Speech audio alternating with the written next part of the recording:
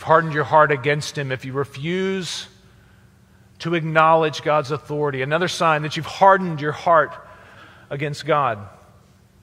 You ignore the hardship you bring to others.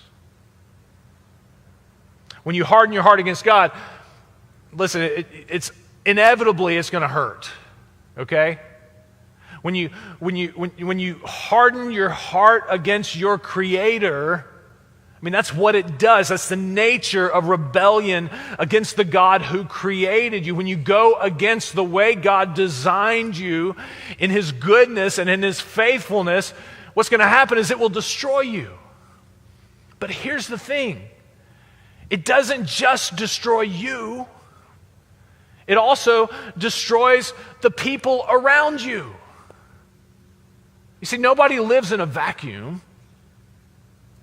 We've all heard people who are caught up in just destructive behavior, say things like, well, I'm not hurting anybody but myself, right? Look, that's crazy. When you hurt yourself, you hurt everybody. You hurt everybody in your circle. If you're somebody's child, you hurt your parents, right? If you're somebody's parent, you hurt your child. Your friends are hurt when you hurt yourself. Your family is hurt when you hurt yourself. Your community is hurt when you hurt yourself. So that's crazy. And if you're in leadership, look, there's a reason a company's stock value drops when the CEO is caught up in a scandal, right? There's a reason a sports team's season is lost when the coach gets wrapped up in something that he shouldn't be wrapped up in. The adage is true. Everything really does rise and fall on leadership. And the truth is, we're all in leadership somewhere. That was certainly the case with Pharaoh. Right? We've talked about this before. All these plagues, they weren't just hurting Pharaoh. They were hurting all of Egypt. Look at verse 6 here in chapter 10. Then your houses shall be filled, and the houses of all your servants, and the houses of all of the Egyptians, something which neither your fathers nor your grandfathers have seen from the day they came upon the earth until this day. And then he turned and went out from Pharaoh. I love what Pharaoh's servants say here in verse 7. They say, how long will this man be a snare to us? Let the men go, that they may serve the Lord their God. Do you not realize that Egypt is destroyed?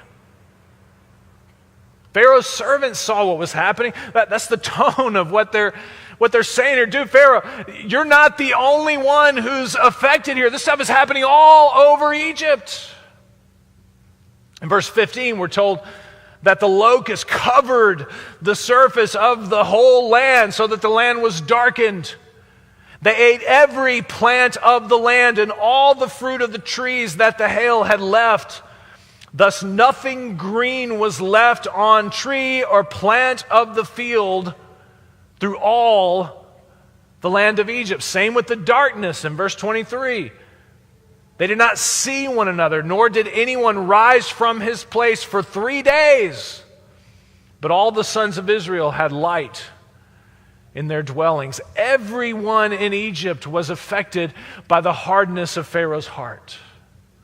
And when you harden your heart against this God who created you and who loves you, you won't just bring hardship on yourself. You will bring hardship to everyone around you. But it won't matter. If your heart is hard enough, you'll make up excuses. You'll cast blame. You'll do your best to soothe your own guilt. You'll plow ahead in your own stubborn, selfish choices, ignoring the wake of destruction that you're leaving behind you.